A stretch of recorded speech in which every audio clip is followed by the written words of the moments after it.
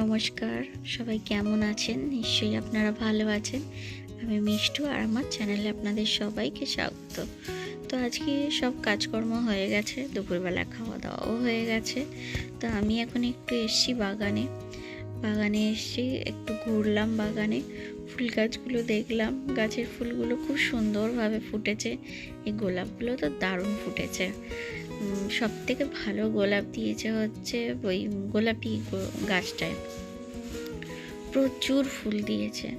তবে গাছগুলো ঠিক মানে কীরকম একটু ছাড়া ছাড়া মতন হয়েছে। তো যাই হোক, মানে যেরমই হোক না কেন, ফুল প্রচুরই দিয়েছে।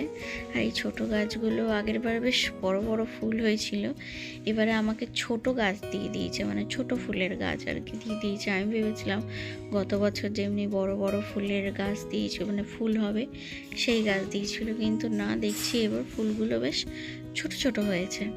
তো যাই হোক, যেরমই হোক, গোলাপ তো ভালোই ফুটেছে এবছর। এই ফুলটা দেখুন কি সুন্দর আর কত বড়। তো যাই হোক, এখন আমি গাছে জল দেব, তারই জোগাড় করছি।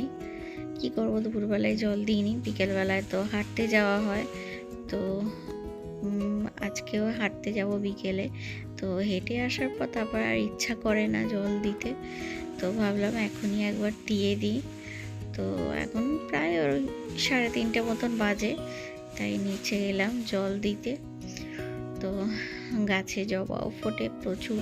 আর এই গরমকালে, মানে গরমকাল আসছে, প্রচুর ফুটবে জবা। আমি আরও 2টো জবা গাছ এনেছি, সেই জবাগুলো তো বেশ দেখছি ভালোই জবা ফোটে, কিন্তু এখনও অবধি দেখছি ভালোই ফোটে।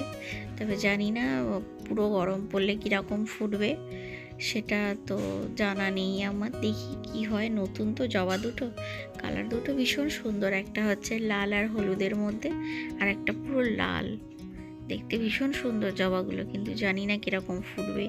আগে গরমটা পড়ুক, তারপর বুঝতে পারবো। আর এই যে অ্যালোভেরা গাছটা, এই গাছটা সেদিনে বাবা এসে দিয়ে গেছে। এটা মায়ের বাড়ি ছিল, আগে আমাদের বাড়িতেও ছিল একটা অ্যালোভেরা গাছ। এই বাপির খালি স্বভাব, এই গাছ কাটবো ও গাছ কাটবো। তো ওই গাছটাকে বাপি তুলে দিয়েছিল, বলেছিল রাখতে হবে না, তুলে দিয়েছিল। দিয়ে তারপরে এই গাছটা সেদিনে বাবা এসে দিয়ে গেছে, অ্যালোভেরা গাছটা। তাই আমি বললাম ওই শুদ্ধই রেখে দাও, এখন কে বার করবে ওর ভেতর থেকে। আমি বললাম বিপিন আসুক, তারপর বিপিনকে দিয়ে তোলানো করাবো। তো বাবা বললো ঠিক আছে। আমি বললাম ওই টিন শুদ্ধ, মানে বাস্কেটটা শুদ্ধই রেখে যাও। এখানে আরও একটা গোলাপ গাছ ছিল, সেই গোলাপ গাছটা মরে গেছে। তো গোলাপ গাছের কালারটা ছিল হচ্ছে একদম ডার্ক মেরুন, দেখতে দারুণ ছিল ফুলটা, অসম্ভব সুন্দর ছিল। আমি লাগিয়েছিলাম, কিন্তু যাই হোক ওই গোলাপ গাছটা বাঁচেনি, ওই গোলাপ গাছটা মরে গেছিলো। তো এই গোলাপ গাছগুলো কতদিন বাঁচবে তা জানা নেই, কেননা এই শীতকালেই যা মানে ফুল দিচ্ছে, এরপর তো আর গরমকালে তো আর ফুল দেবে না। আর গরমকালে অবস্থা খুবই খারাপ হয়ে যায় গোলাপ গাছের, পুরো একদম তেতে পুড়ে একদম মানে যাচ্ছে তাই অবস্থা হয়। তো যাই হোক, আমি এখন গাছে জল দিচ্ছি। আর এই দিকে যে ডালিয়াগুলো লাগিয়েছি, সেই ডালিয়াগুলো আরেকটু আগে লাগালে ভালো হতো। নভেম্বর মাসে যদি লাগানো হতো তাহলে এতদিনে ফুল ফুটে মানে গাছটা মানে একদম নিচের দিকে চলে যেত, কিন্তু সেটা তো এখনও অবধি তো হলো না ফুল। দেখা যাক কি হয়, ও তো বলেছে ফুটবে, দেখা যাক। আর তো এখন শীত চলে যাচ্ছে, তো গাছগুলো বেশ বড় হয়ে উঠেছে, কিন্তু ফুল কতটা কি দেবে, কীরকম মানে বড় হবে, সেটাই হচ্ছে সন্দেহের বিষয়। কিন্তু খুব তাড়াতাড়ি গাছগুলো কিন্তু বেড়ে গেছে, মানে যে কদিনে লাগিয়েছি এত তাড়াতাড়ি, খুব তাড়াতাড়ি বেড়ে গেছে গাছগুলো। যাই হোক, আমি এখন জল দিচ্ছি, জল দেওয়া হয়ে গেলেই আমি এখন তারপর আমি ঘরে যাব।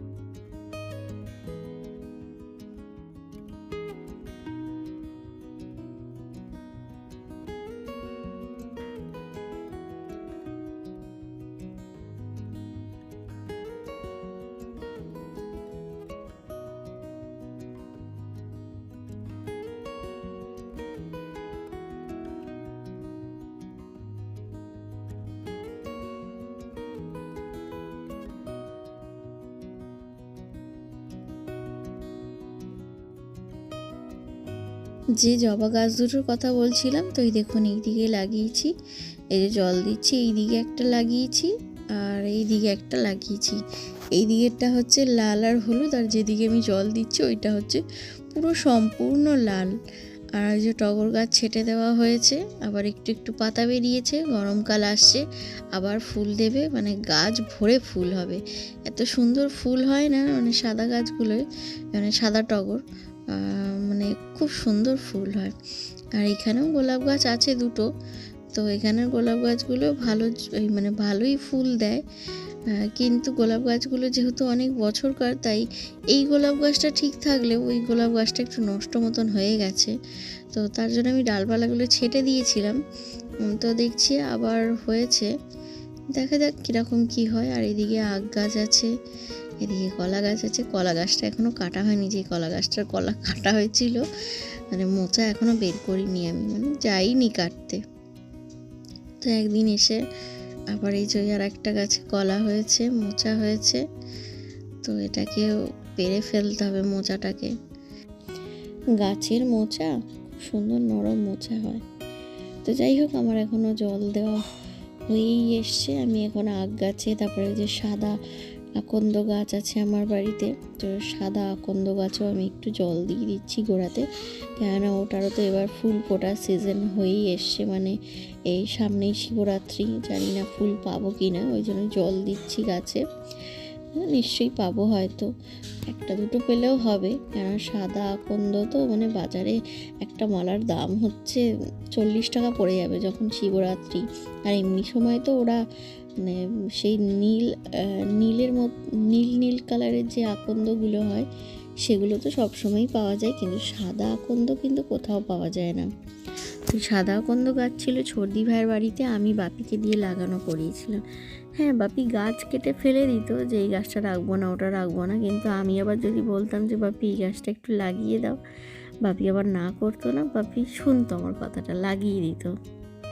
আবার তাকে বেশ যত্ন করে মানে লাঠি দিয়ে, বাঁশ দিয়ে, যাই দিয়ে হোক, মানে একটা খুঁটি দিয়ে সুন্দর করে পুঁতে তাকে বেঁধে দিত, বেশ সুন্দরভাবে মানে গাছ লাগিয়ে দিত বাপি আমাকে। তো এই সাদা আকন্দ গাছটাও বাপি ডাল কেটে নিয়ে এসেই বসিয়েছিল, আর যেহেতু বর্ষাকালে বসানো হয়েছিল খুব সুন্দরভাবে লেগে গেছিলো, তাই এই জন্য আকন্দ গাছটায় খুব সুন্দর ফুল ফোটে। সাদা আকন্দ দেখতেও ভালো লাগে, মালা, আর যখন অনেক আকন্দ ফোটে তখন তো মালা করে দিই আমার ঘরে বালেশ্বরকে। তো যাই হোক, আমার এখন কমপ্লিট হয়ে গেছে জল দেওয়া। তো এবার আমি যাচ্ছি গাছের দিকে। তো গোলাপি গাছটায় অনেকগুলো ফুল ফুটে আছে, কিন্তু কিছু ফুল ফুটে শুকিয়ে গেছে, তো কিছু তো নিয়ে বেরোয়নি গাছি হাতে, তো হাতই যথেষ্ট, হাতে করেই ভাঙবো, দেখি যে দুটো ভাঙা যায় আর কি। এটা ভাঙতে পারবো কিনা জানি না, চেষ্টা করব। তো ভেঙে ফেলে দেবো, আর কোনো কাজ নেই, এইটুকুই ভেঙে ফেলে দিয়ে তারপরে আমি ঘরে চলে যাব। তো কেমন লাগছে আমার বাগানটা, দেখতে ভালো লাগছে আপনাদের? তো যাই হোক, আর ফুল ভাঙতে পারলাম না, ওটাকে তো চেষ্টা করে ভাঙতে পারলামই না, একটা ভেঙেছি, তো এটাকেই ফেলে দিয়ে আসবো ডাস্টবিনে। তো যাই হোক, আজকের ভিডিওটা এখানেই শেষ করব। আমার ভিডিওটা যদি আপনাদের ভালো লেগে থাকে অবশ্যই লাইক করবেন, শেয়ার করবেন, সাবস্ক্রাইব করবেন, আর পাশে থাকা বেল আইকনটি প্রেস করে দিয়ে অল করে দেবেন। তো টাটা, সবাই ভালো থাকবেন, সুস্থ থাকবেন, সাবধানে থাকবেন।